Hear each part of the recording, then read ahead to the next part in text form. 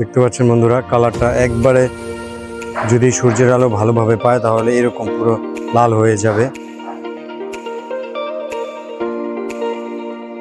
দেখতে পাচ্ছেন বন্ধুরা, অসাধারণ কালার, খুবই অসাধারণ। এর আগে যেহেতু আমার টেস্ট করা হয়েছে, আপনার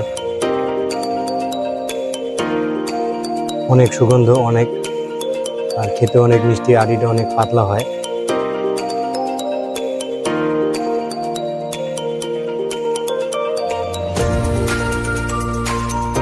নিয়ে যে কি আম, কালারটা দেখেন অসাধারণ, খুবই লাল হয়েছে।